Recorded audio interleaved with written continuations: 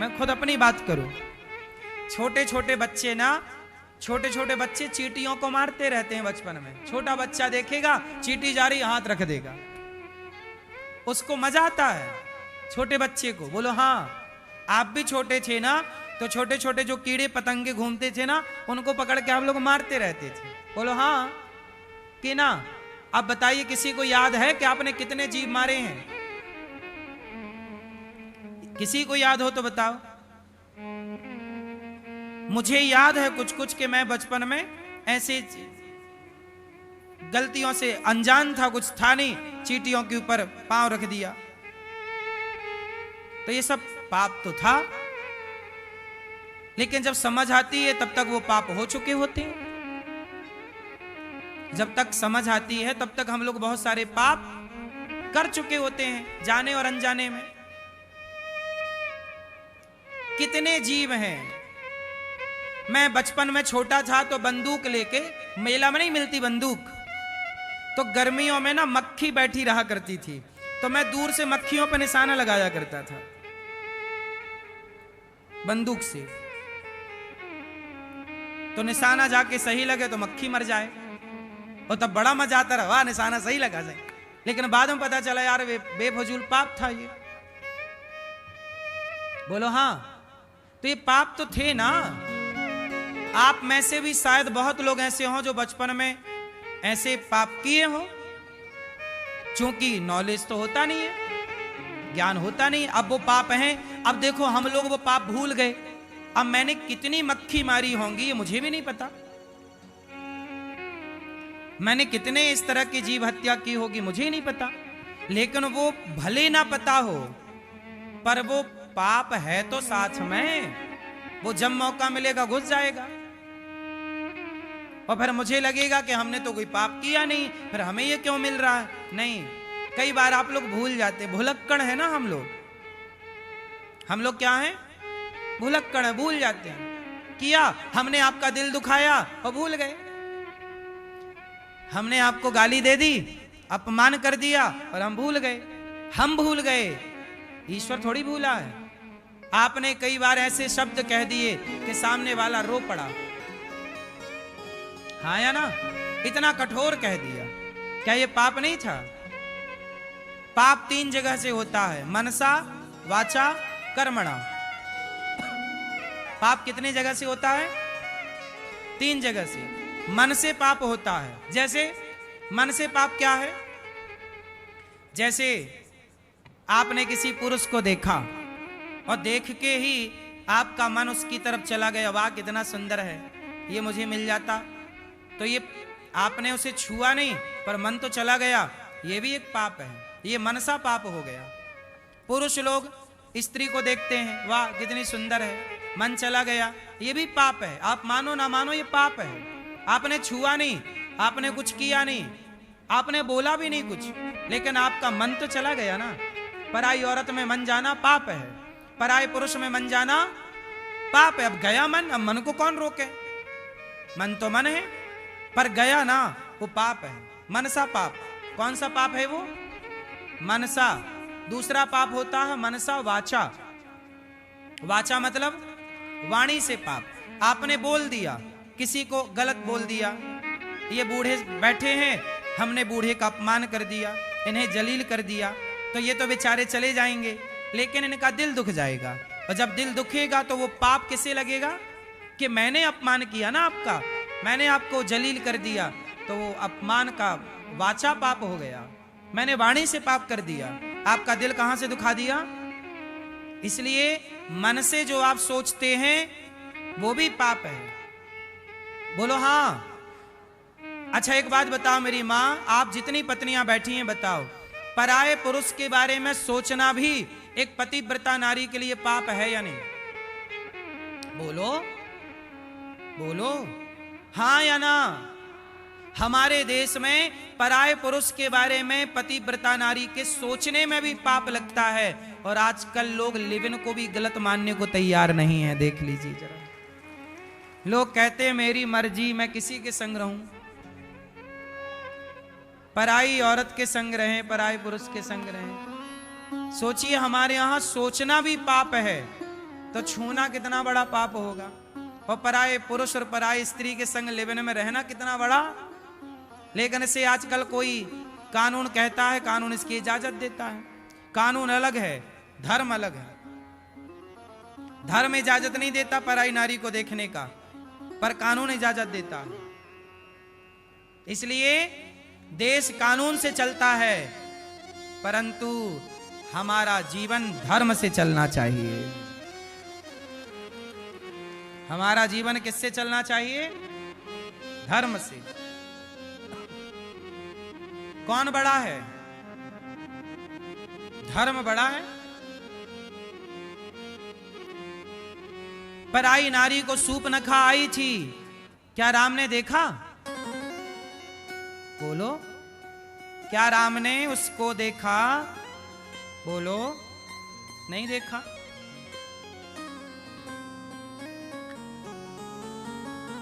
तो मनसा वाचा कर्मणा, कर्म से पाप। आपने किसी का गला दबा दिया, आपने किसी को मार दिया, कर्म से पाप। तो पाप मन से भी होता, वाणी से भी होता, कर्म से भी होता। जब तक समझ नहीं थी कोई बात नहीं, पर जब से समझ आई तब से आप मनसा वाचा कर्मणा तीनों पापों से बचिए और अपने मनसा वाचा कर्मणा से भगवान की सेवा करिए, भक्तों की सेवा करिए। जो हो गया सो हो गया, आगे ना हो। जो हुआ सो हुआ, अब ना हो। यदि आप अपनी गलतियां सुधार लेते हैं तो भगवान माफ कर देते हैं। ऐसा नहीं है कि हमने पाप किए हैं तो भगवान हमें क्षमा नहीं करेंगे। भगवान बड़े दयालु हैं। कितना भी बड़ा पाप करिए आप, लेकिन भगवान की शरण में चले जाइए और भगवान से कह दीजिए, प्रभु मैंने पाप किए हैं, अब मैं नहीं करूंगा, और वो गलतियां मत दोहराइए, भगवान आपको क्षमा कर देंगे। सन्मुख हो ही जीव मोहि जबहि, जन्म कोटि अघनासहि तबहि।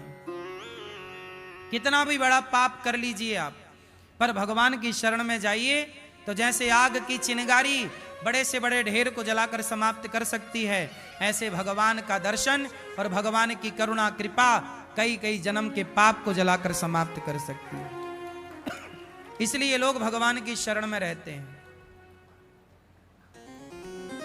रावण से यही तो कहा हनुमान जी ने कि तूने गलती की है सीता मां को चुरा के, तूने बड़े पाप किए हैं रावण, लेकिन राम इतने दयालु हैं कि एक बार तू चल शरण में, राम तुझे क्षमा कर देंगे। बोला कि नहीं हनुमान जी ने, जाके बल लवलेश ते जितऊ चराचर झारी, मैं उन राम का दूत हूं जिनकी नारी का तूने हरण किया। चल, अंगद जी गए समझाने कि राम बड़े दयालु हैं, रावण चल शरण में, यदि चला गया तो राम क्षमा कर देंगे। तो राम तो रावण को भी क्षमा करने को तैयार थे, लेकिन रावण शरण में गया ही नहीं। बोलो हाँ, राम जी रावण को क्षमा कर देते कि नहीं यदि रावण जाता तो? उत्तर दो, कर देते कि नहीं? यदि शरण में जाता तो राम तो रावण को भी क्षमा कर देते, पर रावण ने शरणागति ग्रहण करी ही नहीं। तो रावण ने गलती की, हम लोग गलती ना करें, हम तो शरण में जाएं विभीषण की तरह, रावण की तरह। हम क्यों एटीट्यूड में रहें, घमंड में रहें? हम वो गलती ना दोहराएं जो गलती रावण ने की। ये कथाएं यही तो सिखाती हैं कि वो गलती जो की वो हम ना करें, क्योंकि गलतियां सब कर रहे हैं इस धरती पे। बताइए, आप में से कोई ऐसा है जिसने पाप ना किया हो? क्यों, आप में से कोई ऐसा है जिसने पाप ना किया हो? बोलो हाँ या ना। मैया क्या बोलती तू? आप लोगों ने पाप किया कि नहीं? बोलो हाँ कि ना। इस धरा पर कोई ना होगा ऐसा जिसने कोई ना कोई पाप ना किया हो, सब पापी है। इसलिए अपने को पापी समझना चाहिए, पुण्यात्मा नहीं। हमारे पाप और पुण्य यदि तराजू में रखे जाएं तो सच मानो हमारे पाप ही ज्यादा निकलते हैं। लेकिन भगवान इतने दयालु हैं कि अजामिल जैसे पापी, जिसके 99 किलो पाप थे, पाप अधिक से अधिक थे, लेकिन उस पापी अजामिल के मुंह से एक बार मरते समय उसके बेटे का नाम निकल गया, नारायण। तो नारायण बेटे का नाम था, पर भगवान ने सुन लिया कि जाओ, मेरा नाम पुकार रहा, जाओ लेकर आओ। एक नाम के बल पर उस अजामिल का कल्याण हो गया। हुआ कि नहीं? इतने दयालु भगवान। तो जो भगवान आपके सारी जिंदगी के पाप एक नाम से समाप्त कर सकते हैं, क्यों ना उस एक परमात्मा की शरण में चला जाए। उनके जितना दयालु कौन होगा। वो तैयार हैं हमें गले लगाने को। इसलिए जगन्नाथ जी के हाथ सदा ऐसे रहते हैं। जगन्नाथ जी के हाथ कैसे रहते हैं? ऐसे। ये देखो कैसे हैं। जगन्नाथ जी के हाथ सदा ऐसे रहते हैं कि मैं तैयार हूं तुझे गले लगाने के लिए, बस तू मेरी शरण में तो आ जा। लेकिन जीव ऐसा अभिमानी है कि भगवान की शरण में जाता ही नहीं, स्वीकार ही नहीं करता कि मैं गलत हूं। अच्छा ये बताओ, आप स्वीकार करते हो कि आप पापी हो? कहो कि मैं पापी हूं, कहो कि मैं अधम हूं। जब कहोगे नहीं, स्वीकार नहीं करोगे, भगवान कैसे स्वीकार करेंगे? पहले आप स्वीकार कीजिए अपनी गलतियां, फिर भगवान स्वीकार करेंगे आपको। आप स्वीकार नहीं करेंगे तो भगवान बोले मैं भी स्वीकार नहीं करूंगा तुझे। तूने कौन सा स्वीकार की अपनी गलतियां? कहो हे प्रभु मैं जैसा हूं आपका हूं, मैं पापी हूं, नीच हूं, दुष्ट हूं, अधम हूं। कहो। आजकल है आदमी पापी और बड़ा पुण्यात्मा बना घूमता रहता है। अच्छा ये बताओ, आप लोग लोभी हो के नहीं, अभिमानी हो के नहीं, कामी हो के नहीं, हाँ या ना? ये सारी बुराइयां हमारे अंदर हैं। पर आप किसी को कह दीजिए तू बहुत कामी है तो वो बुरा मान जाएगा। किसी को आप कह दीजिए तू बड़ा घमंडी है, वो बुरा मान जाएगा। कहां घमंड कर रहा हूं, करता है पर मानता नहीं। मैया सो गई क्या मेरी मां?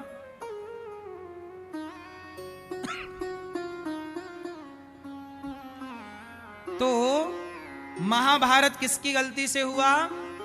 धृतराष्ट्र की गलती। क्या राजा थे, न्याय नहीं किया। दूसरी गलती दुर्योधन की। दुर्योधन की क्या गलती है? जरूरत से ज्यादा लोभी नहीं होना चाहिए। लोभ इतना करो जितने की जरूरत है। अच्छा लोभ अच्छी चीज है कि बुरी चीज है? बोलो क्या है मैया? लोभ अच्छा है कि बुरा? क्या जोर से क्या कह रही हो? बुरा है। आप बताओ भैया चश्मा वाले, लोभ अच्छा है बुरा है? बुरा। आप बताइए। बुरा। आप बताओ लोभ अच्छा है बुरा है? बुरा। पीछे वाले भैया, लोभ अच्छा है कि बुरा है? बुरा। लाल मैया बुरा। आप बताओ लोभ अच्छा है कि बुरा है? लोभ अच्छा है, बुरा नहीं है। यदि लोभ बुरा होता तो भगवान लोभ बनाते क्यों? लोभ करना अच्छा है, पर किसका लोभ करें? सत्संग का लोभ करिए, नाम जप का लोभ करिए, कथा का लोभ करिए, दान पुण्य करने का लोभ करिए। भाई लोभ के पॉजिटिविटी भी तो है, नेगेटिविटी भी है, तो पॉजिटिविटी भी है। तो आप एक एंगल से क्यों देखते हैं? दूसरा पहलू भी तो है। लोभ बुरा नहीं है, यदि उसका यूज सही किया जाए तो लोभ अच्छा है। मुझे लोभ है, मुझे लोभ है, मुझे लोभ है कि मैं एक ऐसा स्कूल बनाऊं जहां कक्षा 1 से 12वीं तक बच्चों को मैं निःशुल्क पढ़ाऊं, सीबीएसई बोर्ड की शिक्षा दूं और शिक्षा के साथ संस्कार दूं। मुझे लोभ है कि मैं बच्चों को पढ़ा लिखा के इस देश के संस्कार उन तक पहुंचाऊं। ये लोभ सही है कि गलत है? आपको अपने बच्चों को पढ़ाने का लोभ है, मुझे भी लोभ है कि मैं 5-7 हजार बच्चों को हर साल तैयार करूं, शिक्षा भी दूं और संस्कार भी दूं, सीबीएसई बोर्ड का स्कूल बनाऊं। मैं बनाने जा रहा हूं। आपका आशीर्वाद रहा तो मैं सोच सकता हूं, बाकी आगे हरी इच्छा। तो मुझे लोभ है कि मैं ये काम करूं। बताओ ये लोभ सही है कि गलत है? लोभ सही है यदि यूज। अब लोभ गलत कब हो जाता है? जब आदमी पैसा आए और रखता जाए तिजोरी में, कोई 1 रुपए खर्च ना करे, बस मेरा ही मेरा भला हो, किसी का भला हो ना, ऐसा लोभ नहीं। हे भगवान, सुदामा जी की पत्नी के पास जब विश्वकर्मा जी गए कि मैं आपके घर को सोने का बनाऊंगा, क्योंकि आपके पति द्वारिकाधीश के पास गए हैं, तो सुशीला बोली कि मेरा घर बाद में बनाना, मेरे पति को जो लोग भिक्षा देते थे पहले उनका घर तैयार करो। जो सबका भला सोचे उसका लोभ करना सही है कि नहीं? आप भी लोभ करिए और ज्यादा पैसा कमाइए और ज्यादा पैसा कमा के उसको समाज की सेवा में लगाइए। अब ये हमारे अमित भैया हैं, ये भी पैसा कमाते हैं, इनको भी लोभ है, पर ये इनका लोभ क्या है कि अपने माँ को भागवत सुनवाऊं, अपने माँ को तीर्थ करवाऊं। पैसा होगा तो ये सब करा पाएंगे, पैसा नहीं होगा तो क्या करेंगे। आज इन्होंने वृद्ध माताओं की सेवा की, दान किया, तो दान करने के लिए भी तो पैसा हो, और पैसा कहां से आएगा भाई? मेहनत करके कमाओ, उसका लोभ होना चाहिए थोड़ा। जो है उचित लोभ सही है, अनुचित लोभ गलत है। बात समझ में आई? मुझे आपको आपकी पत्नी का लोभ तो होना चाहिए, पराई औरत का लोभ ना होना चाहिए। अपने धन का लोभ तो हो कि जितना मेरा है वो मेरा है। अब जैसे ये पैसा यहां पड़ा है, ये मेरा है, ये मेरा है, पर ये पैसा वहां पड़ा होगा, वो मेरा नहीं है। बोलो हाँ। आपका पैसा रास्ते में गिर जाए और मैं पीछे पीछे जा रहा हूं, 1 करोड़ रुपया पड़ा है, तो वो मेरा नहीं है, मुझे उसका लोभ नहीं है। पर मेरा 1 रुपया गिर जाए तो मुझे लोभ है, मैं उठा के जेब में डाल लूंगा, मेरा है। अपने का लोभ रखिए साहब, पर दूसरे का लोभ ये है। 2 धाराएं हैं, एक पॉजिटिविटी, एक नेगेटिविटी, 2 विचारधारा। बात समझ में आई कि नहीं? तो लोभ गलत नहीं है यदि सही वे पर है तो। भैया क्या बोलती हो, सही है कि गलत है? आप अपने पैसे का लोभ करिए, पर दूसरे का लोभ अपना बचाओ, और अपना लोभ करिए कि मेरे द्वार पे संत आए, मैं रोटी खवाऊं, मैं सेवा करूं, भगवान मुझे इतना दो कि मैं समाज की सेवा और कर सकूं। ये लोभ होना चाहिए। मुझे लोभ है, मैं ज्यादा पैसा, मेरे पास आज कितना पैसा है लोगों के पास, मेरे पास इतना पैसा होता तो मैं ना जाने देश के कितने स्थानों पे स्कूल बना बना के समाज की सेवा कर देता। पर पैसा नहीं है, इसलिए थोड़ा मजबूर हूं, क्या करूं। जो पैसा आता है उससे काम होता है। तो मेरे को भी लोभ है कि पैसा आए तो ये अच्छे काम हो। बताइए मेरा लोभ सही है कि गलत है? बोलो मेरी माँ, मुझे भी तो कमाना पड़ता है ना। मेरी माँ 300 माताएं, नहीं कमाऊंगा कैसे काम चलेगा? लोभ तो है, लोभ गलत नहीं है यदि सही है तो। चलो दूसरी बात करते हैं। काम, काम गलत है कि सही है? काम मतलब काम वासना। बताओ वासना का होना सही है कि गलत है? जोर से। सही है गलत है? फास्ट। सही है कि गलत है? क्या है? सही है। काम सही है। अरे काम ना होता तो आप लोगों का जन्म ही ना होता। ये संसार को चलाने के लिए काम चाहिए। ये सृष्टि की रचना काम से हुई है, तो काम सही है। कब? जब आप अपनी पत्नी के साथ रहें, अपने पति के साथ रहें, और पति पत्नी के साथ रहकर ही आप अपनी कामनाओं को पूरी करें, तब काम सही है। पर जब आप अपनी पत्नी के अतिरिक्त, पति के अतिरिक्त पराये पुरुष, पराई स्त्री को देखते हैं, तब वो काम गलत हो जाता है, तब वो वासना गलत हो जाती है। तो अपनी पत्नी, अपने पति को देखना क्या गलत है? पर पराई औरत, पराई पुरुष को देखना। रावण अपनी पत्नी को देखता, मंदोदरी को, तो कोई गलत नहीं था, पर सीता मैया को देखने लग गया, नाश हो गया। तो काम सही है, क्यों? किसी काम से संसार चलता है, लेकिन इसका क्या सही अर्थ है, क्या गलत, ये समझ लेना चाहिए।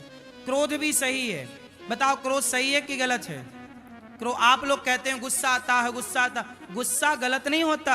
आप लोगों को समझ नहीं है इन चीजों की, तो हम क्या करें। क्रोध कभी गलत नहीं होता।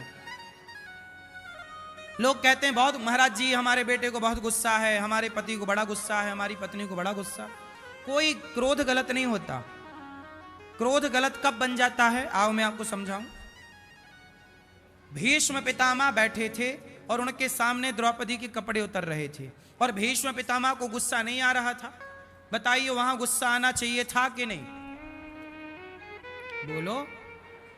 पितामह को गुस्सा आना चाहिए ना दुशासन पर? बोलो हाँ। पकड़ के 2 थप्पड़ मारना चाहिए था ना गालों में। मूर्ख क्या करता है, भाभी के कपड़े उतार रहा, 2 थप्पड़ जमाते गाल पर। पितामह को गुस्सा नहीं आया, और पितामह को गुस्सा आ जाता तो यह महाभारत ना होता। पितामह को गुस्सा नहीं आया, इसलिए महाभारत हुआ। तो जहां गुस्सा आना चाहिए, कोई गलत हो रहा है आपके सामने, क्रोध करो। पर जहां क्रोध की जरूरत नहीं है, पत्नी कुछ कह रही है वहां कुछ क्रोध ना करो, मां कुछ कह रही है वहां क्रोध ना करो, बाप कुछ कह रहा वहां क्रोध ना करो, घर परिवार की बातों में क्रोध ना करो। भाई दो बात कह दे तो कह दे, काहे को गुस्सा करना, भाई है। पत्नी आज कुछ कह रही है, कह लेने तो, काहे का गुस्सा, पत्नी है। और आप लोग गुस्सा करते हैं अपनों पे, और बाहर तो बिल्कुल बिल्ली की तरह म्याऊं म्याऊं करते रहते हैं, और घर पे गुस्सा करते हैं। जहां गुस्सा करना चाहिए वहां गुस्सा करना धर्म है। फिजूल में गुस्सा मत करिए। फिजूल का गुस्सा क्यों करना, क्यों मेरी मां? तो बताइए, क्रोध सही है कि गलत है? ईश्वर ने जो जो बनाया है सब सही बनाया, आप लोगों ने उसका यूज गलत किया तो आपको गलत लगने लग गई चीजें। जैसे मिसयूज कहते हैं, हाँ या ना? हर चीज का सही उपयोग हो तो कोई ईश्वर का बनाया, ना स्त्री गलत है ना पुरुष गलत है, ना पत्थर गलत है ना मिट्टी गलत है, मुझे तो कोई गलत नहीं लगता। गलत तब हो जाती हैं चीजें जब आपका नजरिया बदल जाता है। जो गलत है उसे गलत कहिए, हाँ या ना? इसलिए मेरी मां, क्रोध बहुत अच्छी चीज है, क्रोध जरूर करना चाहिए। उन पर क्रोध करो जो आज भारतीय संस्कृति को बिगाड़ने पर तुले हैं। मैंने तो भारत की संस्कृति को बनाने के लिए एक वक्तव्य दिया, उस पर विवाद खड़ा कर दिया मीडिया ने। तो बताइए, मेरा कहा हुआ समाज के लिए सही था कि गलत था? लिविन में मत रहो बेटा, लिविन में मत रहो। पराई स्त्री पराये पुरुष के संग मत रहो, अपने को किसी के आगे मत परोसो, अपने आप को किसी के आगे मत परोसिए। ये मेरा वक्तव्य सही है कि गलत है? अब कुछ लोग कहते हैं कि आप कौन होते हैं रोकने वाले?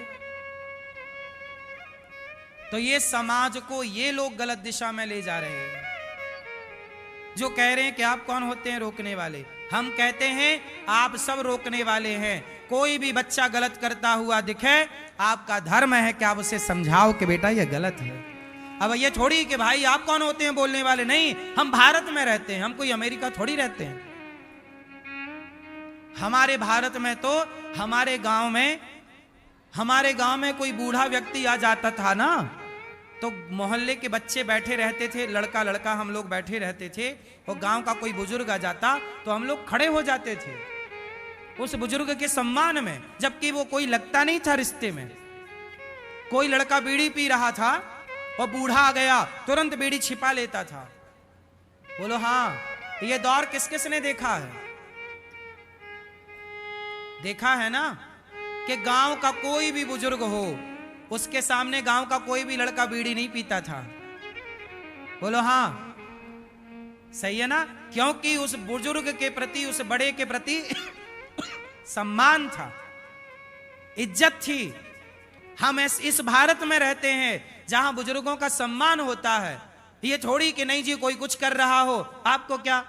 आज के लड़के तो सिगरेट पी पी के बूढ़ों के मुंह पे धुएं का गुब्बारा फेंक रहे हैं। क्या ये धर्म है? बोलो, ये अमर्यादित है। आप बुजुर्ग हैं तो भले आप मेरे रिश्तेदार नहीं हैं, लेकिन आपका सम्मान करना मेरा धर्म है। यही भारतीय संस्कृति है, यही हमारे संस्कार हैं। और आजकल कुछ मीडिया कहती है कि आप कौन होते हो बोलने वाले। भाई साहब, हम बचपन से यही संस्कार पाए हैं कि गलत को रोकेंगे। कोई भीष्म पितामह की तरह चुप बैठे रहें? होने दो समाज में गलत फिर। इसलिए बोलना चाहिए, आपको भी बोलना चाहिए, हमें भी बोलना चाहिए। हम सब मिलकर बोलेंगे तब ये कचरा साफ होगा। मैया, सही है कि नहीं? आप लोग बताओ, बोलना सही है कि गलत है? ये लोग कहते हैं कि कोई माई लाइफ माई चॉइस, आप कौन होते हैं? हम क्या उत्तर दें बताओ फिर?